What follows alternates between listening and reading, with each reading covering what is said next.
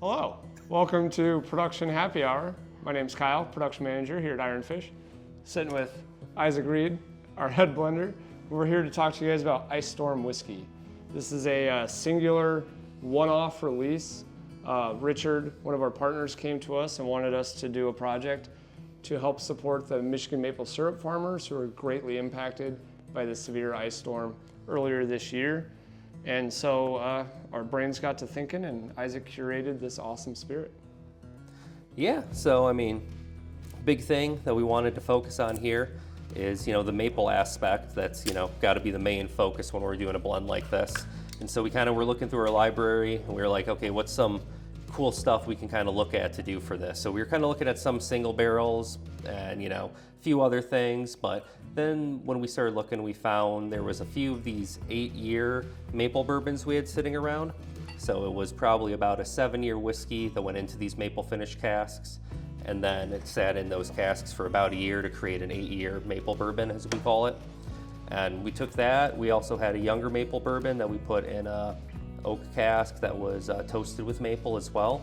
And so we kind of started with that as the base to just kind of see what we can get that's like this really nice, refined, aged maple profile.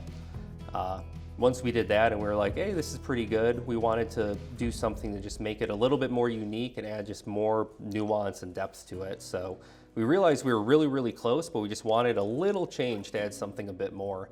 So we added a little bit of a bourbon finished in a cognac cask, and then we added a little bit of a rye finished in a Scotch cask. And I think despite those being like, I think maybe 1% to 2% each of this total blend, they still really shine through and you really get those like deep nuances that they both offer.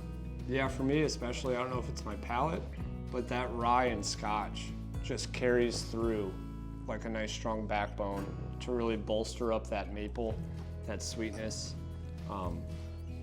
For me, even in the finish, you get a little bit of that smokiness. Yeah. I think it's just phenomenal. The proof point, again, was picked because it's what was best for the spirit. I think that's one of the coolest things we do here is we create that blend, Isaac creates that blend, and then works to find where is it at its sweet spot. Rather than just saying, hey, we want 100 proof or we want 94 proof, we really find what is best for that spirit. Just a phenomenal whiskey. Yeah, it's a big part that goes into it is just the proof checks. We can find a blend that we really, really like, and then we're like, okay, we know we like this at barrel strength. Will we like this at another proof point even better?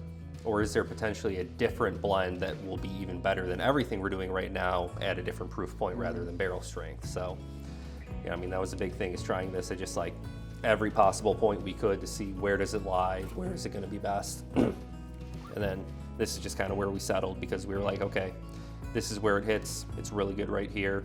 This is something that we would drink ourselves and that we're proud of. And, yeah. Coming in at 96 proof. Just beautiful. A lovely label here, designed by our director of marketing, Jesse Denherter. Just an awesome all-around guy. Phenomenal. Cheers. Cheers.